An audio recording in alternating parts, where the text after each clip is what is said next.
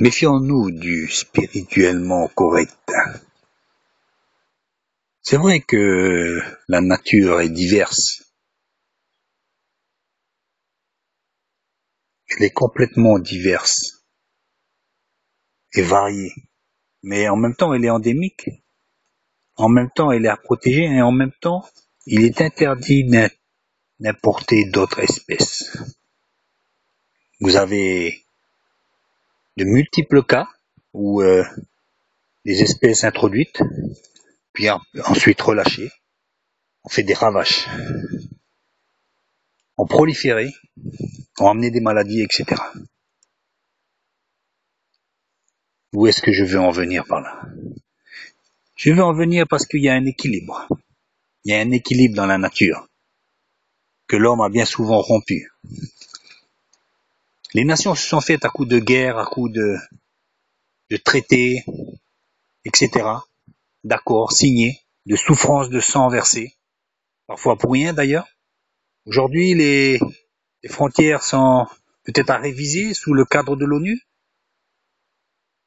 façon à faire un peu aussi preuve de cœur pour certains pays comme les Kurdes, les Tchétchènes, les Touaregs qui n'ont pas de pays.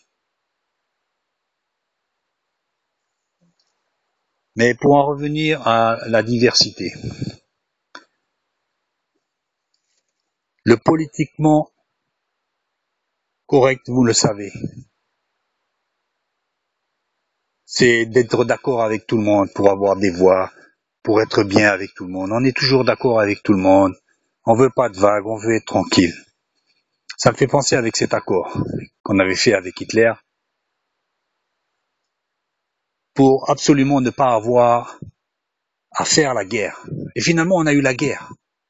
Mais en plus, le déshonneur parce qu'on a voulu avoir un arrangement avec Hitler, alors qu'il n'y avait pas lieu d'avoir un arrangement. On a voulu à tout prix voir un arrangement. Mais non, il ne veut que du bien. On a vu par la suite ce qu'il en a été. C'était simplement pour endormir les consciences, les tranquilliser. En fait, elle voulait elle-même se tranquilliser. Elle ne voulait pas voir le mal là où était caché le mal. Quand il y a un mal, il faut le dire, chrétien ou pas chrétien. C'est ainsi que certains chrétiens pensent que, comme on nous a dit aimez-vous les uns les autres, on peut ouvrir les frontières à tout va, à n'importe qui, et si on les écoutait bien, il faudrait accueillir toute la misère du monde. Alors à ce moment-là, vous me direz aussi, non, évidemment que non. Ah ben, où est la limite? Actuellement, évidemment, il y a des limites.